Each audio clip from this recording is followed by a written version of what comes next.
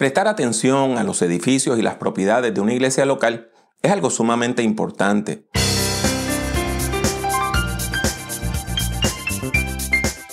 Les habla Pablo Jiménez, exhortándole a que prediquemos. Le doy la bienvenida a este podcast dedicado a la predicación, el liderazgo y la teología pastoral. Esperamos que el tema que tenemos para el día de hoy sea de gran edificación a su vida. El primer tema que debemos tratar es ese de los espacios sagrados. ¿Y a qué nos referimos con eso?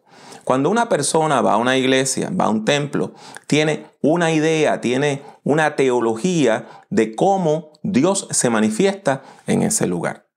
Y hay básicamente dos maneras de entender esto.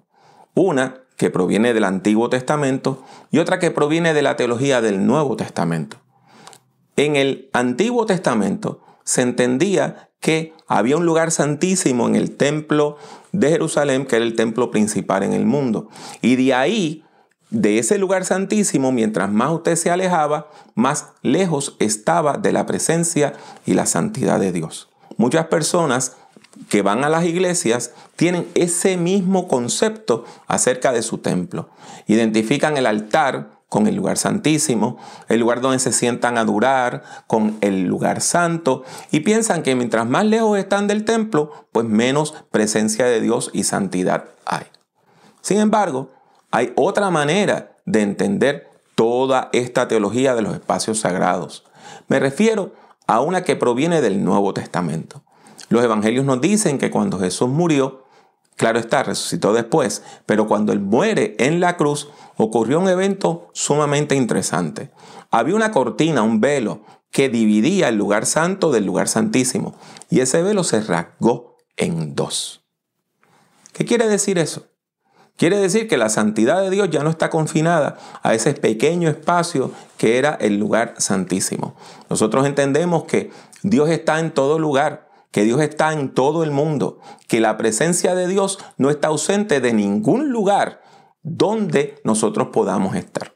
En ese sentido, cuando usted tiene una visión de los espacios sagrados que proviene del Nuevo Testamento, pues usted está mucho más dispuesta a utilizar ese espacio de adoración de manera multiuso. Lo mismo para dar clases y hasta para dar actividades deportivas, porque nosotros entendemos que quien es sagrado es Dios y no el espacio. A medida que el terreno se vuelve más caro y las propiedades siguen subiendo de valor, la proposición de construir un templo se hace cada vez más costosa. Por eso puede ser costo efectivo para usted y su congregación el alquilar en lugar de construir.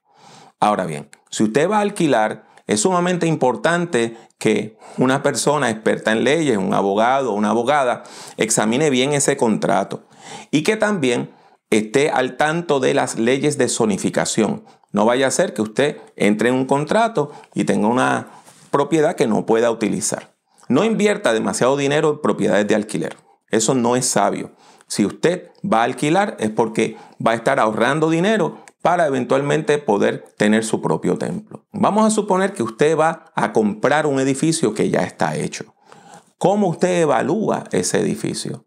Es importante que usted sepa cuál ha sido el historial del uso, para qué se ha utilizado y la proyección de vida útil de los edificios. Los edificios no son eternos, así que usted tiene que saber cuándo se construyó y hablar con personas expertas, personas que son expertas en ingeniería, en arquitectura, en construcción, que evalúen ese edificio y le puedan decir, usted puede utilizar este edificio por 10, 20, 30 o 40 años. Sin ese dato, es muy difícil que usted pueda comprar un edificio de manera sabia. ¿Cuál es el precio estimado de esa instalación? ¿Cuál es el precio estimado de ese edificio? Es importante que usted sepa cómo se están vendiendo y cuál es el valor de las otras propiedades en la zona para que no pague de más. Y ahí es que usted tiene que determinar qué es más barato, si alquilar, construir o comprar este edificio que ya está hecho. Ese edificio está a código, ese edificio cumple con los códigos de construcción, de seguridad y de accesibilidad que ahora están pidiendo los distintos gobiernos de nuestros países. ¿Qué cambios usted va a tener que hacer en ese edificio para poderlo utilizar? Porque de nada vale usted comprar un edificio barato y después gastar una enorme cantidad de dinero remodelándolo. Y mire, mucho más, nunca gaste demasiado dinero en remodelar un edificio de alquiler. Porque si usted está alquilado, todas esas mejoras, usted se las está donando a la persona que es dueña de esa propiedad. Otra pregunta importante son las restricciones, si alguna, que impone el Estado al uso de la tierra, la servidumbre, el estacionamiento, las escrituras. ¿A qué me refiero con esto? Usted no puede construir templos en todos los lugares. Así que si usted compra un terreno, tiene que estar seguro que pueda construir lo que quiere hacer allí. La servidumbre se refiere al uso del gobierno para pasar carreteras, acceso a otros lugares, para utilizar parte de su terreno, para poner líneas de gas, de electricidad, de agua. Usted necesita saber cuánto de su terreno el gobierno va a utilizar para estos elementos de la servidumbre. Del mismo modo, tiene que saber qué el Estado le pide para estacionamiento. Por ejemplo, si usted va a construir en la Florida, las leyes en la Florida piden una cantidad enorme de estacionamientos. Basado en cuántos feligreses usted va a tener, usted necesita tener tantos estacionamientos. En otros estados y en otros países, usted no tiene esas restricciones. Otro punto importante es que necesitamos tener mucho cuidado con los edificios viejos. ¿Y a qué me refiero con eso? Los edificios viejos necesitan mucho mantenimiento. Y en ocasiones hay iglesias que le ofrecen un edificio barato, sencillamente lo compran y después encuentran mantenimiento diferido. ¿Qué quiere decir eso? Que hay toda una serie de mejoras que no se hicieron y ahora usted las tiene que hacer. Otra fase relacionada con eso es que hay iglesias que tienen edificios que están en buenas condiciones, pero no los cuidan. No los cuidan. Y como no los cuidan, no hacen las mejoras a tiempo y van acumulando mantenimiento diferido. Y eso puede destruirle ese edificio y convertirlo en inservible. Las remodelaciones son necesarias para satisfacer tanto el código del Estado como el crecimiento de la iglesia. Y recuerde, todas las modificaciones que usted pueda hacer, todas las remodelaciones que usted pueda hacer a su edificio, tienen que ser a código de acuerdo a lo que el gobierno está pidiendo. Es posible que a usted le ofrezcan un edificio viejo casi gratis. De momento la denominación le dice, te vamos a regalar este edificio o te lo vamos a dar baratísimo. Tenga mucho cuidado, que puede ser un edificio enfermo. Y si usted lo compra, después va a tener una deuda a veces de millones de dólares para poderlo arreglar. En el pasado era común construir edificios que tenían solamente un uso. Y eso estaba bien. Sin embargo, hoy se está pensando de una manera distinta. Hay congregaciones que están haciendo edificios que son multiuso. Recuerdo que me hablaron de una congregación en las Bahamas que le pasé cerquita un día que estaba dando clase por allá, que el mismo espacio de adoración que utilizan el domingo se convierte en una cancha de baloncesto durante la semana. Y ellos no tienen ningún tipo de problema con eso y no lo ven como ningún tipo de violación a la santidad de la iglesia. Trate de construir edificios flexibles. Por ejemplo, usted puede tener un espacio de adoración que lo pueda dividir en salones. O sea, lo que buscamos es un uso costo efectivo de nuestros edificios. Es sabio que usted tenga un comité encargado del mantenimiento y el cuidado de la propiedad. Ese comité o ministerio de propiedad debe ser responsable por la administración eficiente, efectiva y segura de todos los activos físicos de la iglesia. Cuando hablamos de propiedad, no solamente nos referimos a las propiedades inmuebles, como los edificios, también las propiedades muebles, aquellas que se mueven, como los vehículos de motor. Escriba un manual de uso de la propiedad. Tenga algún tipo de reglamento específicamente sobre el uso de la propiedad. Eso reduce drásticamente la confusión y también evita toda una serie de discusiones cuando una persona pide hacer algo en un edificio o en un salón o en un espacio de la iglesia. Si usted tiene un manual de uso, el manual de uso le dice si se puede o no se puede. Y le aseguro que tener un manual de uso claro puede tener un impacto muy positivo en las relaciones que tienen las personas entre sí y también las relaciones que usted puede tener con aquellas personas que están contratadas por la iglesia para hacer distintas tareas. A la par, al ladito de ese manual de uso, es necesario hacer un plan de uso. Sobre todo si usted tiene un terreno amplio, es importante que usted tenga un plan de uso de terreno. ¿A qué me refiero con eso? Me refiero a que usted proyecte cómo se van a utilizar esos espacios. Vamos a suponer que su congregación tiene un par de acres de terreno verde. Ya usted construyó su templo, ya usted tiene su estacionamiento y tenemos esa área verde. Le aseguro que hay personas que van a venir a decirle, vamos a hacer un edificio para personas que están retiradas allí, lo que se llama una égida y en Colombia un ancianato. Otras personas van a decir, vamos a hacer una instalación deportiva. Otras personas van a decir, vamos a mantenerlo como un área verde. ¿Ven lo que le quiero decir? Si usted no tiene un plan de uso, de momento puede venir un grupo de la iglesia y construyen algo que después se convierte en un problema para la iglesia porque no le ayuda al crecimiento de la misma. ¿Cuáles son las funciones de ese plan de uso? Es importante que usted haga un diagrama de la instalación y que usted en ese diagrama, que es como un tipo de plano, sepa exactamente cuáles son las medidas reales de todos los espacios de la iglesia.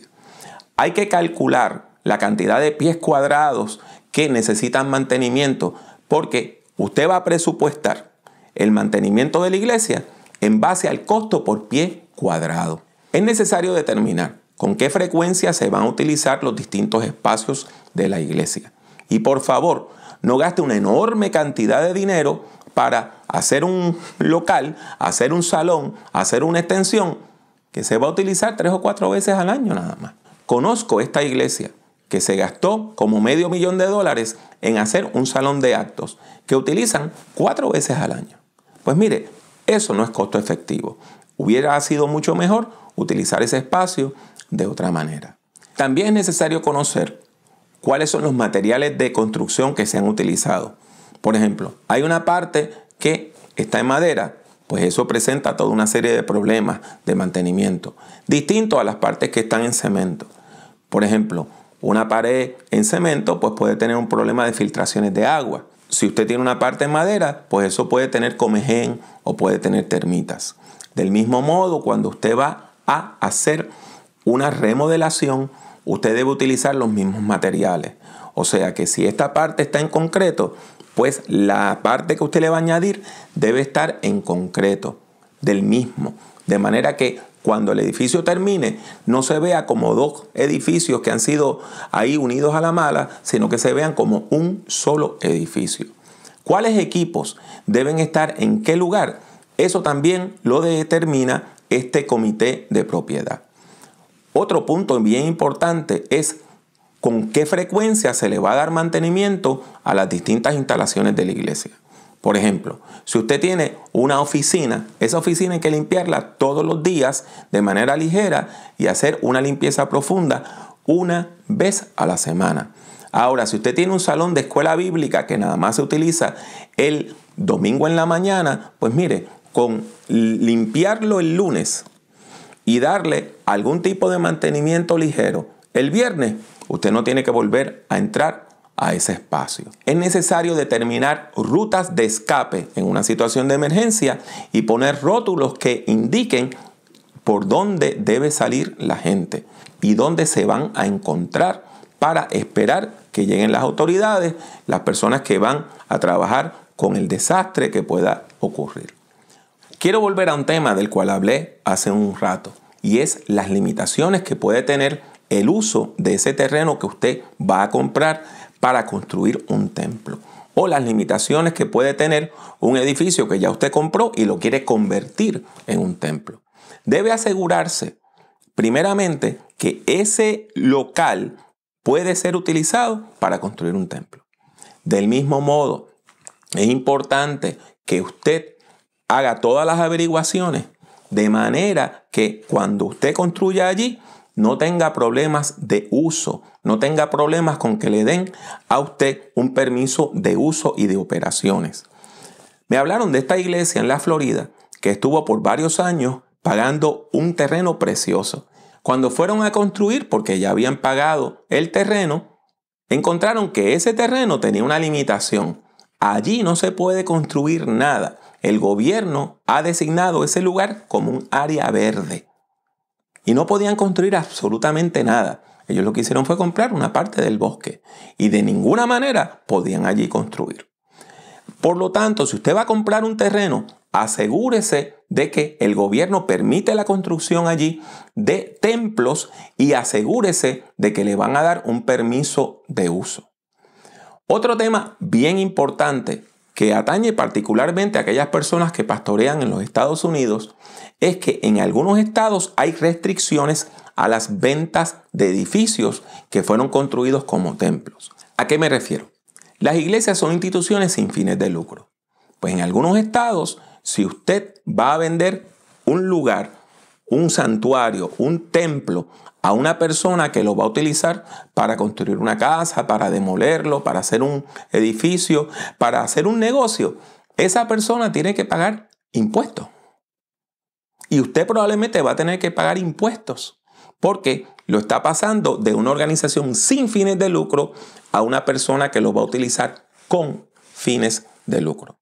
En Nueva York, el secretario de Justicia, que en inglés se conoce como el Attorney General del Estado, tiene que aprobar que una institución sin fines de lucro le venda a una organización con fines de lucro. Así que por favor, conozca todos estos detalles antes de invertir grandes cantidades de dinero. Hablemos del plan de mantenimiento. Existen dos tipos de mantenimiento que hace una iglesia local: el preventivo y el operativo. El preventivo se refiere a las inspecciones, reparaciones, servicios planificados para mantener en óptimas condiciones un equipo o unas instalaciones.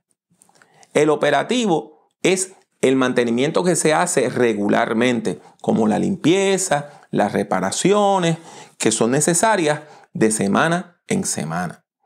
La administración de la iglesia o de la institución sin fines de lucro es la que debe determinar qué mantenimiento requiere cada espacio, tomando en cuenta su función, sus características y la frecuencia del uso. Por ejemplo, usted puede decir que las oficinas, pues todos los días la persona que limpia va a botar la basura, va a aspirar las alfombras y va a hacer algún tipo de mantenimiento ligero. Pero una vez a la semana va a ser una limpieza profunda.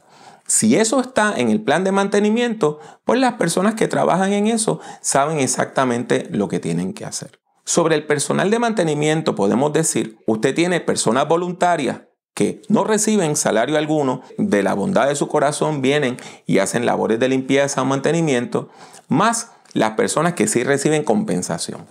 Entre las personas que reciben compensación está la empleomanía, los empleados y las empleadas, que son personas que trabajan para la iglesia y que tienen un contrato y que reciben un salario de la iglesia. Sin embargo, la mayor parte de las iglesias también tienen contratos de servicio y tienen personas que son contratistas. Por ejemplo, si su iglesia tiene aire acondicionado, usted no va a tener una persona que sea experta en refrigeración, que usted le está pagando 40 horas a la semana, sino que usted lo que hace es un contrato de servicio con una compañía de refrigeración. Y esa persona a lo mejor viene una vez al mes o una vez cada 2 semanas y revisa que todos los aires acondicionados estén funcionando bien. Y a llegar al templo cuando usted tiene algún tipo de problema que requiere su servicio. ¿Cómo decidir si usted va a contratar a una persona a tiempo completo o va a tener un contrato de servicio? Dudo mucho que necesite una persona experta en plomería o en electricidad o en refrigeración que trabaje 40 horas a la semana en la iglesia. Eso por lo regular se puede contratar. Y vienen las personas, hacen la labor, usted le paga por hora y ya. Sin embargo, hay algo bien importante. La iglesia, sobre todo una iglesia de buen tamaño, necesita empleados y empleadas que le atiendan a estas personas. ¿A qué me refiero? Vamos a suponer, se dañó el aire acondicionado. Llegó la persona experta en refrigeración. Pues necesita que un empleado de la iglesia esté con él. El adiestramiento del personal que trabaja en la iglesia, tanto de manera voluntaria como de manera pagada, es bien importante. La mayor parte de las iglesias lo que hacen es que contratan a una persona y sobre la marcha en el trabajo van adiestrando a esa persona. Sin embargo, preste atención a un punto bien importante. Muchas compañías con las cuales usted tiene contrato pueden venir y darle adiestramiento a su gente. Por ejemplo, si usted utiliza detergentes industriales en su templo, y déjeme decirle, si su templo tiene buen tamaño, es mejor que compre los detergentes industriales y no los que se consiguen en el supermercado. La mayor parte de esas compañías están dispuestas a estar toda una mañana o toda una tarde con los empleados de limpieza de la iglesia para indicarle cómo utilizar esos químicos. Las compañías que venden o alquilan equipos electrónicos también pueden dar adiestramiento. Y para el personal de la oficina, si usted tiene personas que están allí a tiempo completo, esas personas deben ir por lo menos 2 veces al año a tomar algún tipo de actualización, a tomar algún tipo de curso corto, sobre todo cuando viene una nueva tecnología. Hace muchos años, la mayor parte de las iglesias nada más tenían una persona en la oficina secretarial que sabía escribir a máquina. Pues, ¿qué pasó? De momento, a esa persona le compraron una computadora y se la pusieron al frente. Y muchas personas nunca le dieron el adiestramiento de cómo usarla. No cometa ese error. Si usted va a traer equipos nuevos, esas personas tienen que ser adiestradas en cómo utilizar esos equipos nuevos. Cada iglesia, cada institución sin fines de lucro debe estar segura de que esas personas que están ahí en la oficina saben utilizar todas las nuevas tecnologías. Vamos a suponer que usted tiene una persona trabajando en la iglesia y esa persona lleva 10 o 12 años en la iglesia. Y la iglesia nunca le ha exigido cursos de actualización. Y la iglesia nunca le ha dado un solo centavo para que esa persona tome algún tipo de curso corto para ponerse al día. De momento, viene una nueva administración a la iglesia. Y la persona nueva dice, bueno, esta persona no tiene el conocimiento de computadora que yo necesito y la corre. Se ganó una demanda. Porque si usted tenía a esa persona allí por 10 o 12 años y nunca le exigió que esa persona se actualizara, es injusto que usted proceda a correrla porque usted mismo no le procuró la ayuda que necesitaba para actualizarse. Inventario. Todos los bienes de la iglesia deben ser contabilizados. Cada artículo, por pequeño que sea, micrófono, silla, todos los artículos, mesas, pizarrones, todos deben estar etiquetados y enumerados. Deben tener un número que diga, este es el número de este artículo y eso tiene que estar computarizado. Eso tiene que estar archivado. Preste atención, sepa dónde están los equipos electrónicos, sobre todo los portátiles. Y tenga mucho cuidado que una persona no se adueñe, por ejemplo, de una computadora portátil y no la quiera soltar. Si usted tiene equipos electrónicos obsoletos, dónelos o véndalos. Y por favor, no caiga en el error de aceptar que una compañía venga y le regale equipos viejos. Porque ¿sabe lo que están haciendo? En vez de pagar para disponer de los equipos, porque en la mayor parte de los lugares para disponer responsablemente de equipos de computación, usted tiene que pagar una cantidad de dinero. Lo que están haciendo es regalándole el equipo a usted el equipo no le va a servir y usted es quien va a estar pagando para finalmente llevar esos equipos a un basurero que tiene que ser un basurero especializado en recibir equipos electrónicos. Los equipos de la iglesia no se deben prestar. Si hay un proyector, ese proyector no se debe prestar. ¿Por qué? ¿Qué va a ocurrir? Usted sencillamente prestó el proyector de la iglesia y la persona le dijo que se lo traía el viernes o el sábado. Pues, ¿qué pasa? Llega el domingo, hay una clase, va la persona que va a dar la clase, el maestro o la maestra, y no hay proyector. ¿Y qué me dice de la silla? ¿Cuántas personas que son maestros o maestras de escuela bíblica han llegado para encontrar un salón donde no hay ni sillas ni mesas? Porque alguna persona se las llevó para una fiesta de cumpleaños, a veces sin permiso, y no las trajo a tiempo. Los edificios tienen que ser accesibles para que personas que tienen problemas de movilidad utilizan sillas de ruedas, utilizan bastones, utilizan muletas, para que esas personas puedan entrar y salir del edificio. Lo mismo podemos decir acerca de la niñez. Y usted me va a decir, bueno, pero los niños están saludables. Sí, pero mire la estatura. Si usted va a tener una escuela bíblica efectiva para la niñez, es crucial que usted tenga sillas y mesas que estén a la altura de esos niños. No utilice mesas para adultos y sillas para adultos para sentar a niños de 3 años. Los salones para personas envejecientes y para personas con necesidades especiales deben estar siempre en el primer piso, cerca de los servicios sanitarios. Y hablando de los servicios sanitarios, es importante que usted tenga algún tipo de plan de seguridad. Aunque usted no me lo crea, yo mismo una vez tuve la situación de que un chico que tenía como unos 14 años se llevó a un niño de 9 años y se encerraron en el baño. Gracias a Dios yo los vi entrar. Cuando fui a abrir la puerta, le habían echado la llave, le habían puesto el seguro, como decimos en Puerto Rico. Y yo comencé a golpear la puerta y como yo tenía llave, la abrí y evité que ocurriera un problema. Así que usted necesita siempre seguridad donde están los servicios sanitarios. Cuando usted va a construir un edificio de cualquier tipo, y en una iglesia en particular, es importante que el espacio de los servicios sanitarios para mujeres sea el doble del espacio para los hombres. Así que tenga eso en consideración a la hora de construir un edificio o de remodelar un edificio para utilizarlo como templo. Y por favor, tenga esos equipos para cambiar pañales tanto en el baño de las damas como en el baño de los caballeros. Les habla una vez más Pablo Jiménez. Deseo darle las gracias por escuchar este podcast. Si desea escuchar o ver algunas grabaciones adicionales, estas son las opciones. Suscríbase a Prediquemos por medio de iTunes o de su aplicación favorita para descargar audio desde el Internet. Si ha disfrutado de este programa, le ruego que deje una valorización positiva del mismo, ya que eso ayudará a que otras personas puedan encontrar nuestro podcast. Visite nuestra página en el internet drpablojimenez.com. Allí encontrará centenares de documentos en texto, audio y vídeo relacionados a la predicación, la teología pastoral y el liderazgo cristiano. El acceso a todos estos documentos es completamente gratuito. En YouTube, acceda a mi canal, que también se llama Dr. Pablo Jiménez. Allí hay más de 800 vídeos de sermones, conferencias y además algo de música cristiana. En las redes sociales me consigue utilizando el mismo nombre, Dr. Pablo Jiménez.